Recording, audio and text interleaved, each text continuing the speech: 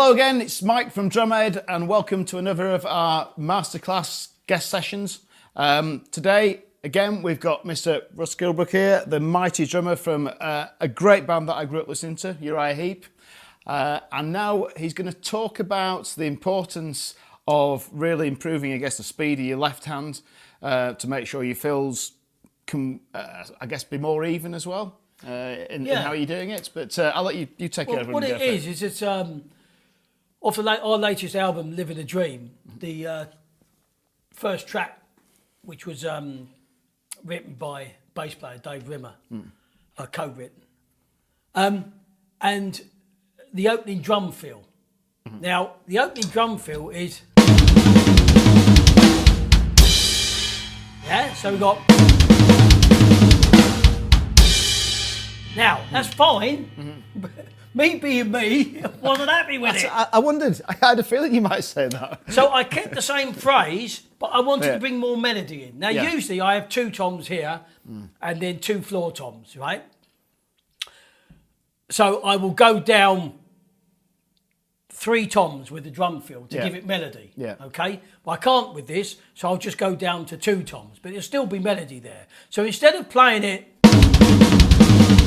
like that, I'm now playing it left-handed. Yeah, so I'm starting it with the left hand. And what that does, obviously it allows me to move a lot easier. I don't want to be doing this, do I? And risking a solid beat. Yeah.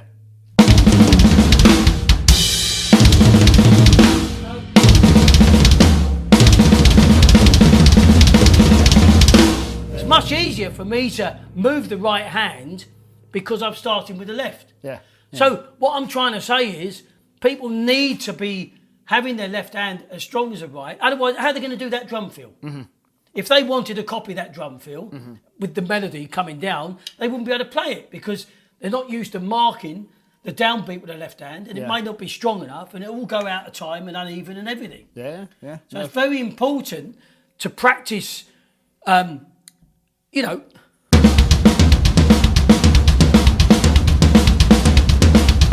and you're balancing everything out. So you're just alternating, starting with right and left. Yeah, that's alternating. But, you know, starting with the right, starting with the left. And the whole idea is that you get confident to start drum fills, which gives you more options with the right hand's freer to go around the drum kit. Yeah, because that little triplet thing, everyone just learns that right, left kick, right, left kick, right, left kick. That's just that's it. And then until you turn it around, it's just virtually impossible. That's right. So to me, that's very important, and it's another reason that if this, you know, when we're doing all the exercises that have been shown in the earlier lessons, and you build up the confidence in downbeats with the weaker side, or balancing it out as good as the right side, that gives you the variance round the kit. There's no point in just being a one-trick pony going round right. It's a bit like crashing with the left hand. We need to be a little bit more ambidextrous to give us more freedom and more choices and more fluidity. Well, absolutely, and that's what when we're doing a lot of lessons with Rich, who's sitting over there. You see him a little way there. You know, a lot of the things that we talk about is choice, isn't it? You know, if you haven't got the choice, you can't do it. No. You know what I mean? Exactly. So if you haven't learned that left hand thing, you know, you can't go to a certain place and come back on the left. No, exactly. But yeah, I mean, starting left hand fills is something that is, it should be taught a lot more. Yeah, and as I said, you know, when you've got that, the only way you can play in the previous lesson in triplet form is you're forced to do it with the left hand. And again, if you're left-handed, then you can't do it. So already you're missing out on a big chunk of something. So that's why it's vital. But you only got to learn it once. Remember, we're learning these singles and doubles thing. We learn it once. Once we got it there, all these then become easier to play because the foundation is rock solid. Yeah, absolutely. What would if you had some tips as to how to strengthen your left hand? You got to put the pad on. You've got to not go too quick. And you've got to give yourself more time. And this has got to be free. It's got to be identical to the right. If your right hand's good, which most people's are, the left has got to match it. there's nothing wrong in you looking as well. Look, I don't have to think about anything. Yeah. If that stick comes up there, I know that my wrist has moved. I haven't got to be looking at my wrist like this. I look at the tip of the stick. Well, if it comes up there, it's not moved, is it? So if it comes up there every time, the only way it can come up there is if the wrist moves. So you don't have to overanalyze bits and pieces. It's got hold of the stick, yeah? And, the other thing about the stick, we mustn't be doing this, people, right? You don't strangle sticks, all right? Soft index fingers. Yeah. Please, soft index fingers. Right, the stick should be, oh dear, how loose that is. And at times, you can't get it out, right? So it's not light or tight. It's tight at the right spot. It's very light at the other spot. And index finger a little bit loose. And let the wrists are designed to do this, aren't they? That's why I'm really a little bit against French grip. I'll tell you Against why. it. Right? I'll tell you why. That is not a natural wrist movement. Look at the angle. And they use so much fingers as well. Yeah. Now, of course, the argument can be that Billy Cobham's fight. Well, yes, but he's one out of 25 million drummers, right? Yeah. You have to take these things as the bigger percentage of what works or what's correct. It's a bit like, well, yeah, but Porcupine Tree and Dream Theater, all proggy bands, they do but there are a few bands in the overall picture of all the bands that are out there. Yeah, because most of us live and play in the real world. Yeah. And the vast majority of the time, you're going to play stuff that's relatively simple, aren't you? That's correct, Yeah, you are. you know, but it's good to be able to do these other things, obviously, to build your facility up. So I think, because when you're talking about tight grips there, a lot of the time you can find that people practice and they've got a nice relaxed grip and they're in the, in the little room or whatever doing it, and then you get on the gig situation in front of people and straight away it's like, shit, I better not drop these sticks. And everyone tightens up. And it's learning to be able to relax. And for me, in that situation, the more relaxed you'll be when you do that is if you practice more, so you're more confident in your playing in the first place. Exactly. It's generally when you're a bit uptight and you're playing right to the edge of your skill, then that you start to tighten up. Yeah, so it's it all comes back to practice, doesn't it? It's all down to the practice. But just the two elements. You've got to give yourself time for them to settle in. Everything else is built above that. So if that's there, that I'm telling you now, that is easy. It has to be easy because it's the foundation of everything.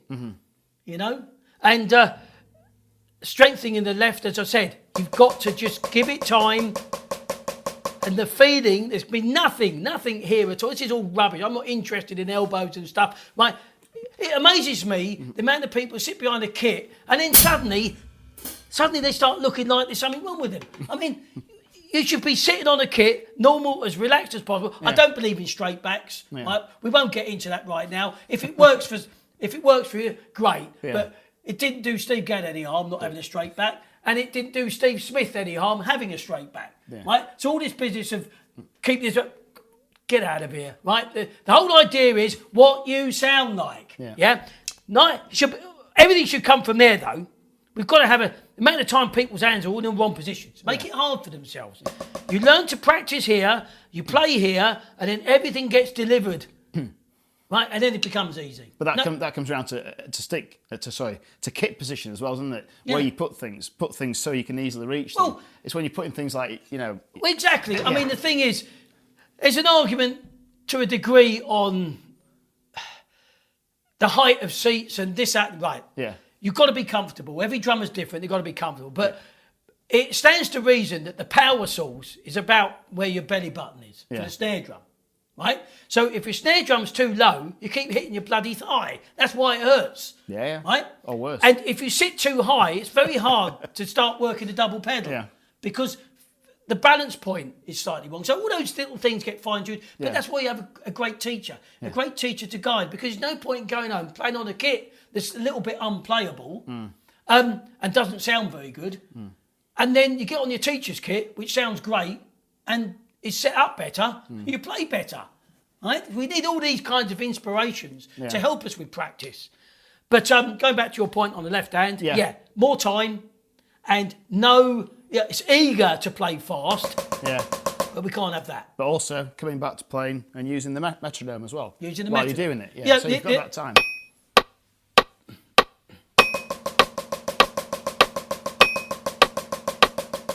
We've got to just sit there and just play it, you know, or even if you're...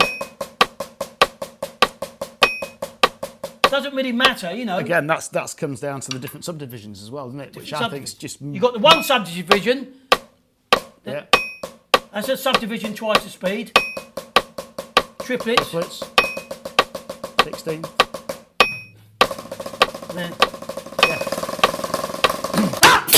lovely, right? And you subdivide, and your subdivisions are the ingredients to justify all the different phrases you can play on the kit. And it's how you mix them all together, how you isn't it? mix them. And how you get from one to the other Yeah. accurately. Again. Like I said to you earlier, it's that, isn't it? Double, right? That gets you on the left side. 3-stroke rough now goes in there. Now I've added a left hand, so it's a 5-note grouping. That's the next stage up. Because that's what's going to be played on the drums. Yeah. Yeah? So 1, 2, 3, 4, 1, 2, 3, 4. So you've stretched your single strokes a bit more. And I happen to have an exercise that helps you stretch your exercises a bit more. Well, can you show us it? I can show you it. So basically, you've got 3 beats. Okay. Right. That's what we've got to get used to. That's the naked version.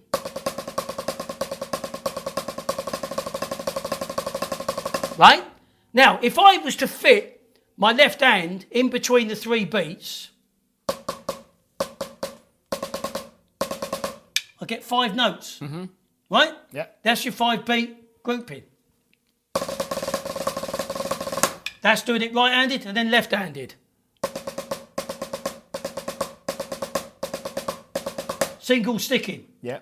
Now, you can also, 5 notes sounds like a 5-stroke roll, which is disguised because it's really 2 doubles and a single. Right? So you can now practice right, left, right, left, right, left, right, left, right, left, right, right, left, left, right, left, left, right, right, left. So you can practice now from doubles to singles, but they must all sound the same. Yeah.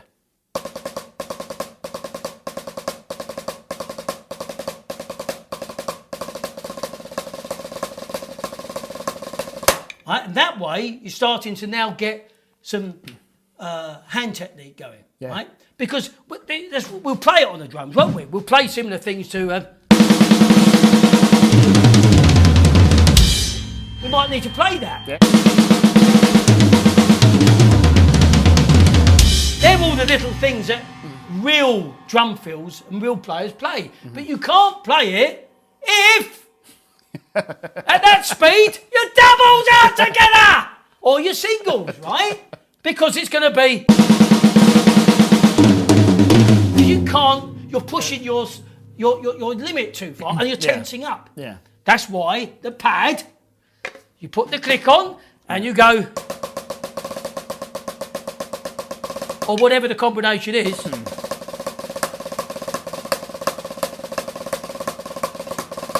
Yeah, and you're getting speed with relaxation. Yeah. Everything's nice and relaxed. Yeah. Yeah.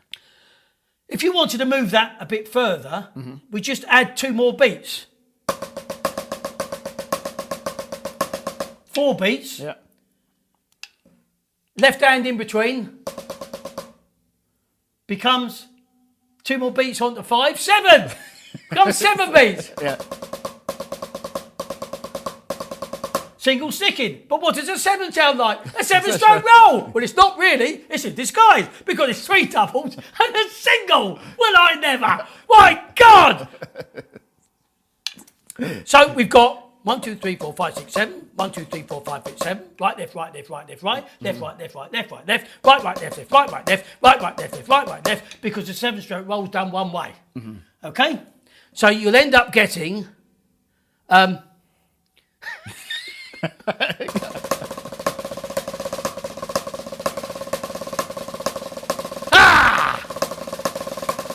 That's going from the 7-stroke roll into there. Slowly.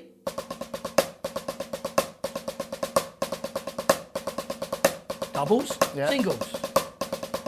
So it's a nice little exercise to build up that relationship between doubles and singles, getting them to sound the same. Yeah. Because that means your technique's working. If your singles and doubles sound the same, which is what we're after. Yeah. Okay. Yeah, absolutely. Yeah. Yeah, because if you don't get your doubles, again, it comes back to what you were saying about playing your doubles and the second double being as loud as the first double. Because if you don't, when you come to doing those fills and the toms, they just sound You're not going to go anywhere. scrappy. Yeah. Each beat has to have its worth. Yeah. You know, and they've got to be. Slow it down. It's 2 singles. Why shouldn't it just be that faster? Yeah. That's really what it is. Yeah. Yeah. Brilliant. Yeah. Yeah. Well, more words of wisdom from Russ. Brilliant. I mean, and there's so much to take in all these lessons, but things that definitely are going to make you a better player, and that's the key to everything we're doing here at Drumhead. We're trying to help you guys out there become better players. So thank you for this lesson, and there'll be more to watch. So, we'll sign off until next time. Brilliant.